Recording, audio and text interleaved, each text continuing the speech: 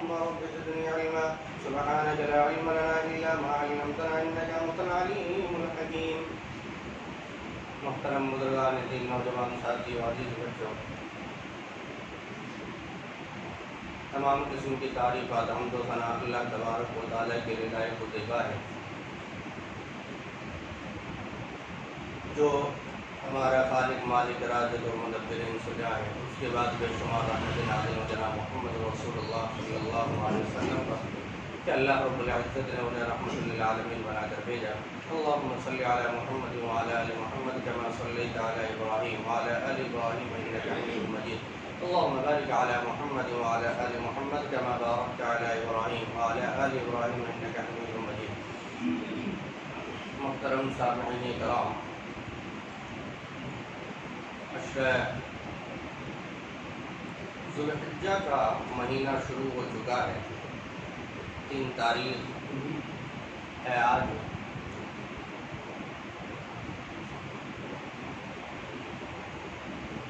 اور عشرہ ذوالحجہ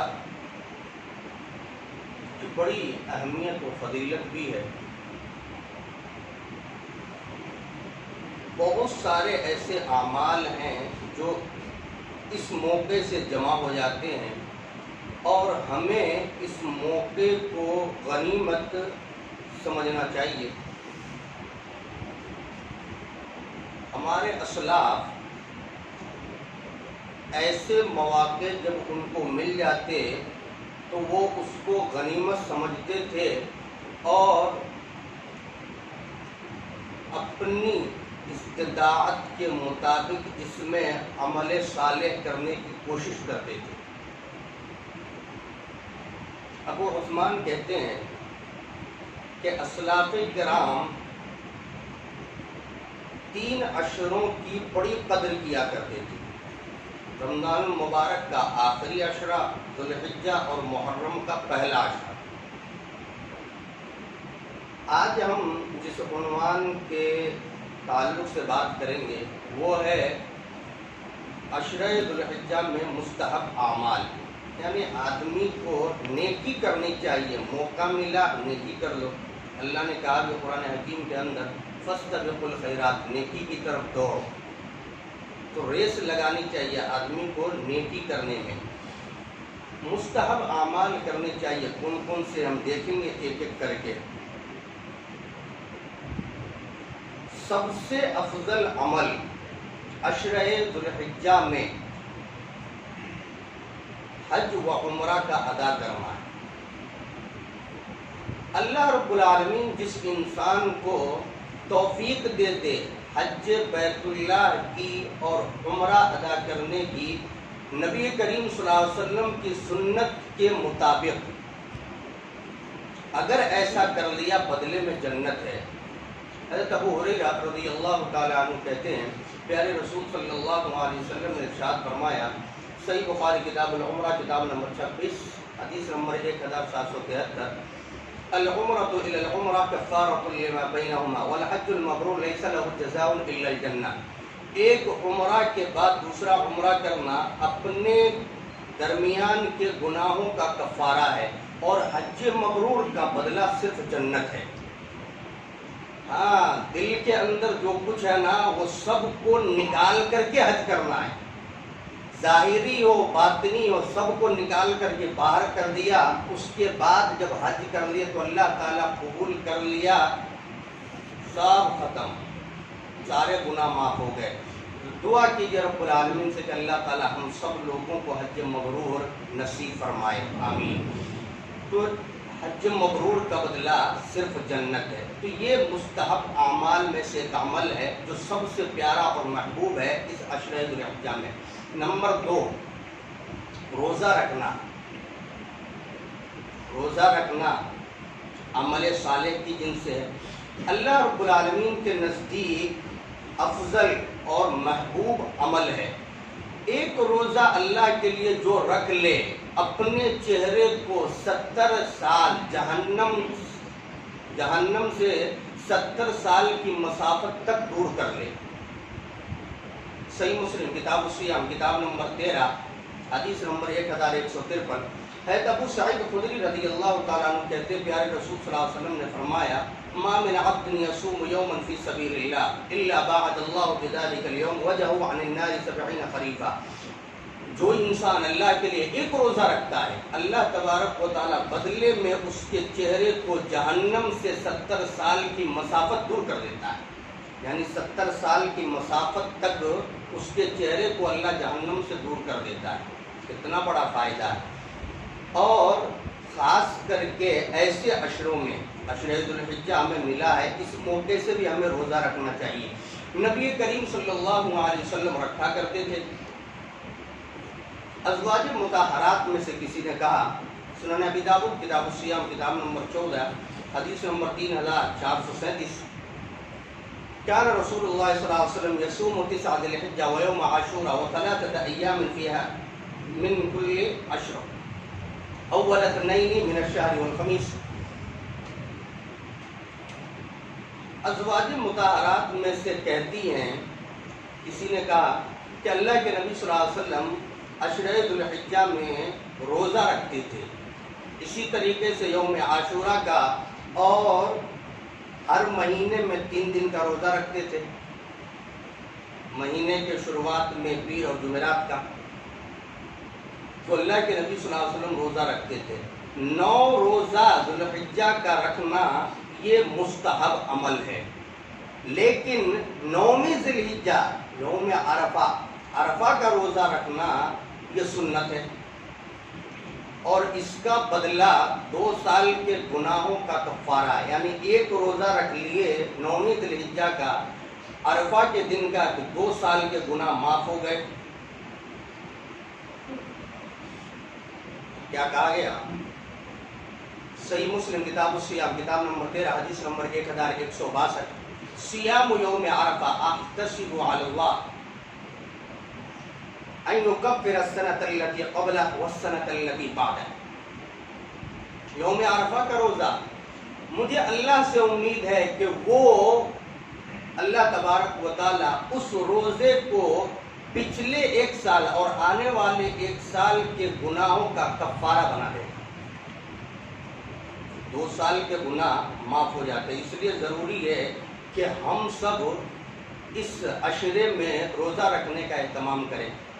بیٹھے بیٹھے کیا کرنا ہے, بھوک تو لگتی نہیں ہے. آج صبح بھی کھائے, شام تک دوپہر تک بیٹھے رہے گھر میں, بھوک کا بھی احساس نہیں ہو رہا ہے, تو شام تک ایسے ہی آدمی رہ سکتا ہے. اس سے بہتر ہے کہ ایک اچھا عمل کر لیا جائے جو اللہ رب العالمین کو محبوب اور پیارا ہے, تو روزہ رکھنا چاہیے. نمبر 3, نماز پڑھنا. فرض نماز کی بات نہیں کر رہا, وہ تو پڑھنا ہی ہے, لیکن نفلی نمازوں کا اہتمام کرنا چاہیے تاکہ اللہ رب العالمین کے قریب ہو جائے بندہ.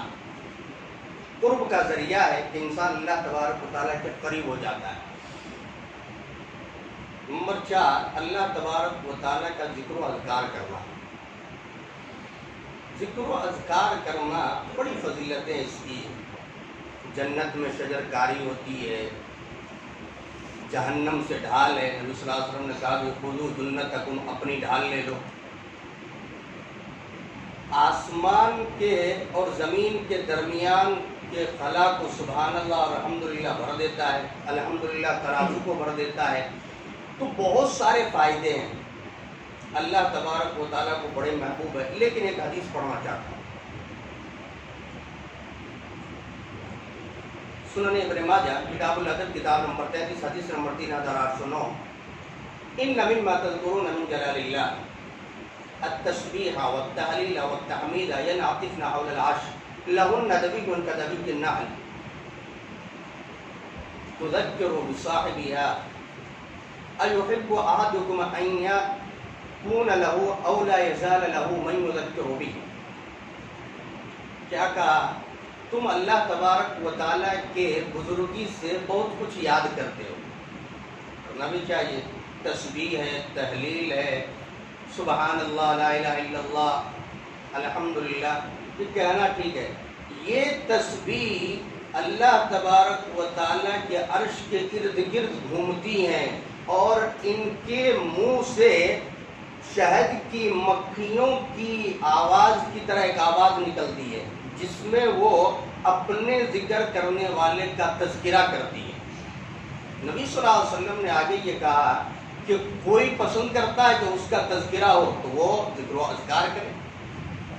اگر ہم اور آپ چاہتے ہیں کہ یہ تسبیح عرش سے لٹک کر کے اس کے ارد گرد ہمارا ذکر کرے تو ہمیں اور آپ کو چاہیے کہ ہم تسبیحات کو پڑھیں، تسبیحات کریں، خاص کر کے عشرہ ذی الحجہ میں۔ ابن عمر رضی اللہ تعالیٰ عنہ کہتے ہیں نبی صلی اللہ علیہ وسلم نے فرمایا، مسند احمد جلد نمبر 9 صفحہ نمبر 323 اور جلد نمبر 10 صفحہ نمبر 296، ما من آدم عند اللہ ما من آدم یا ولا احب الیہ العمل فیہن من التسبیح والتحلیل والتکبیر فاکثروا فیہن۔ نبی صلی اللہ علیہ وسلم کہتے ہیں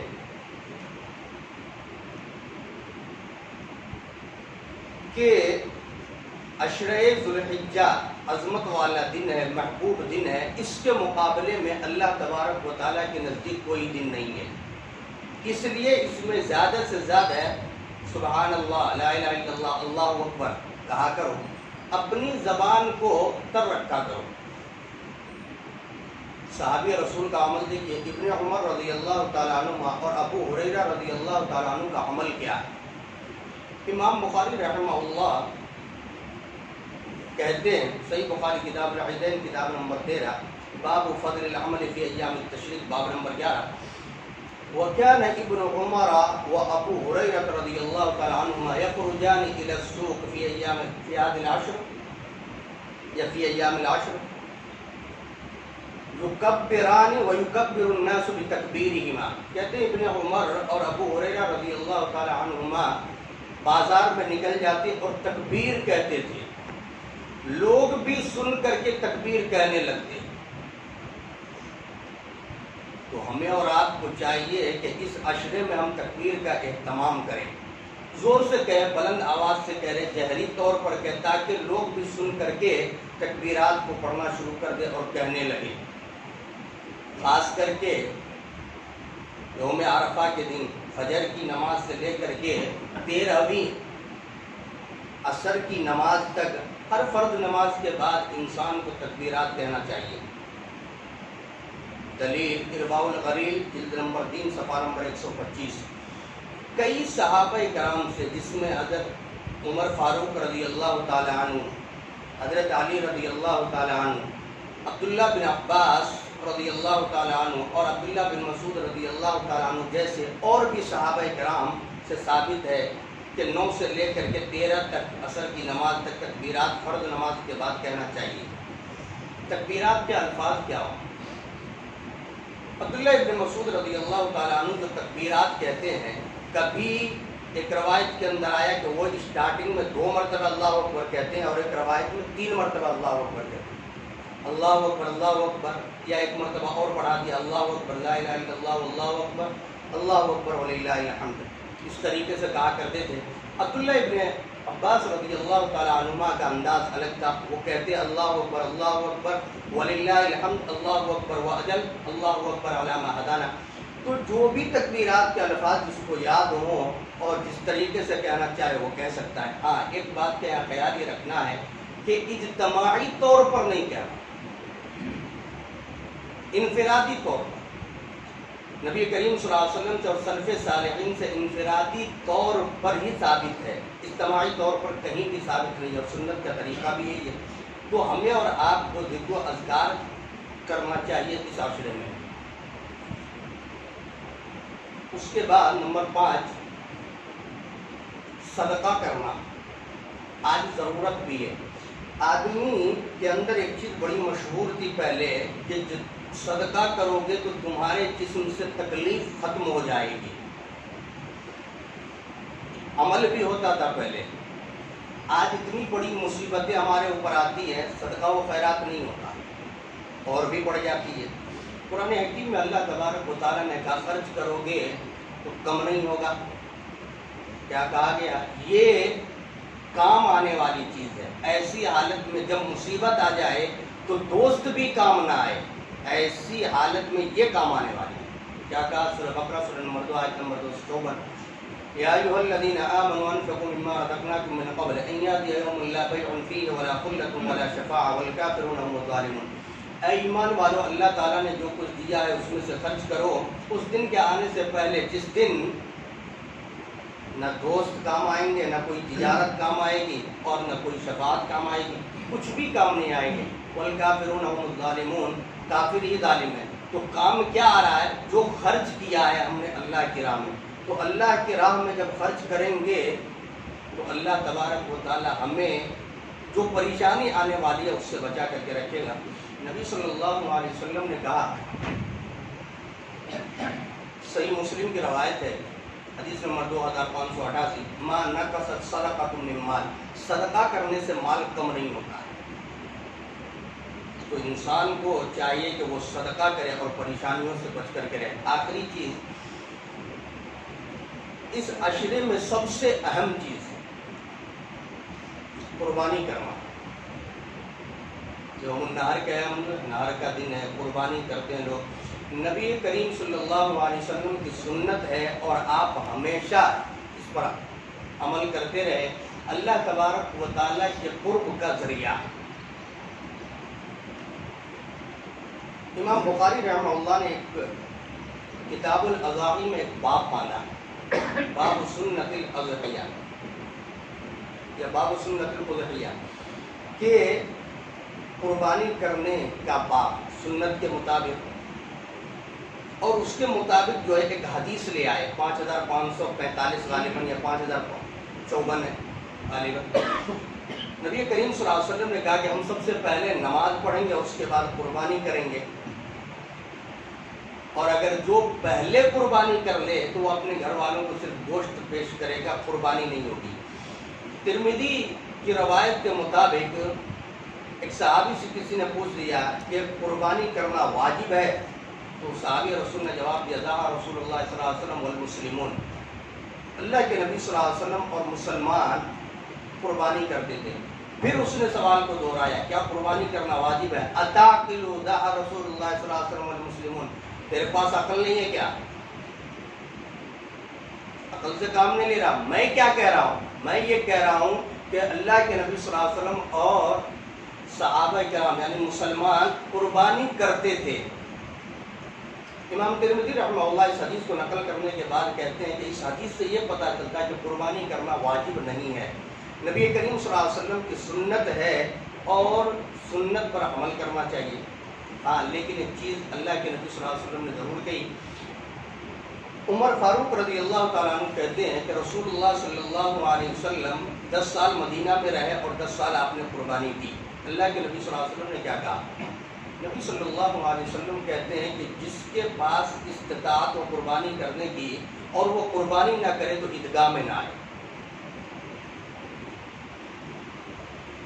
اور ایک روایت کے اندر تو یہ کہا کہ لوگوں تمہارے اوپر ہر سال یعنی ہر گھر کے لیے ہر سال قربانی ہے۔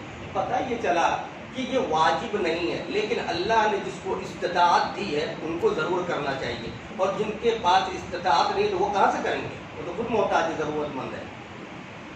یہ چند باتیں تھیں جو آپ کے سامنے رکھی گئی۔ دعا کریں اللہ رب العالمین سے اللہ تبارک و تعالیٰ ہمیں اور آپ کو نیک صالح عمل کی توفیق عطا فرمائے۔